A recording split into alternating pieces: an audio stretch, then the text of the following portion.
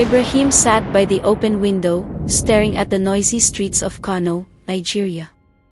The sun was hot, beating down on the dusty roads, but his mind wasn't on the weather. The school's cultural day was around the corner, and all everyone talked about was what they would wear. His heart pounded each time he imagined her, Zainab, the most admired girl in their school. Her father was rich, and she always appeared at events looking like royalty. She barely noticed boys like him, boys from the poorer side of town who came to school in worn-out sandals and shirts with faded collars. But this time, Ibrahim had a plan. His cousin, Musa, had recently returned from Lagos with a box full of expensive clothes and sparkling shoes that looked like they were made for kings. Musa had promised to let him borrow anything he wanted, as long as he didn't ruin it. Ibrahim's eyes landed on a pair of shiny black loafers with golden buckles, shoes that could make even the poorest boy look like a prince. They gleamed under the room's dim light, practically calling his name. That night, as the mosque's call to prayer echoed through the air, Ibrahim couldn't sleep. He kept imagining himself in those shoes, walking into the school compound with confidence, and catching Zainab's gaze. He pictured her smiling, impressed by his sudden glow-up, her soft hands adjusting her scarf as she spoke to him. He knew it was risky. If Musa found out he damaged the shoes, or worse, if the truth got out at school, he would be finished. But temptation was too strong. He made up his mind. Tomorrow, he would wear the shoes. He didn't care about consequences. For once in his life, he wanted to be noticed.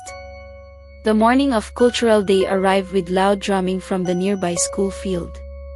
Ibrahim woke up early, his heart racing as he reached for the shoes hidden under his bed.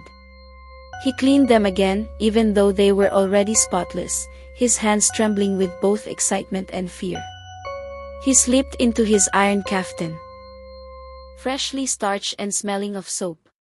But it was the shoes that completed the magic. As he wore them, something inside him changed. He wasn't just Ibrahim from Sabangari anymore, he felt like a prince. Walking to school, every step echoed with confidence. The sun glinted off the gold buckles, catching the attention of passers-by. Fellow students turned to look, whispering about his new look. Even his teachers raised eyebrows at his transformation. As he reached the school gate, he spotted Zainab dressed in a flowing Ankara gown with intricate embroidery.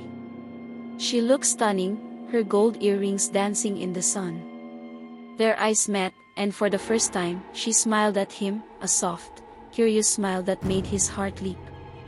During the opening parade, Ibrahim caught every eye. He walked with his classmates, but it was clear he stood out. Some students nudged each other, pointing at his shining shoes.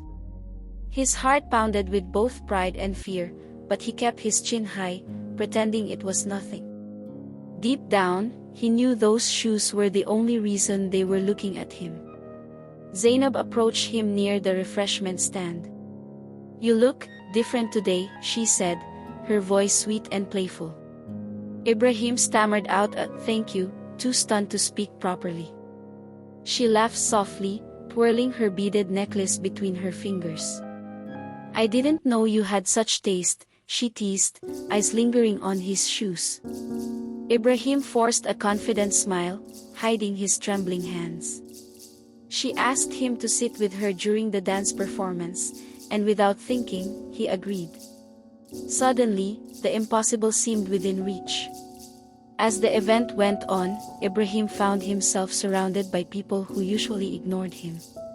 Zainab was by his side, laughing at his jokes and sharing her snacks with him. Her soft perfume filled the air, making him feel like he was floating. But with every compliment, every glance at the shoes, guilt began to gnaw at his chest. Zainab asked him where he bought the shoes. "Ibrahim." But he quickly lied, saying they were a gift from his uncle in Abuja.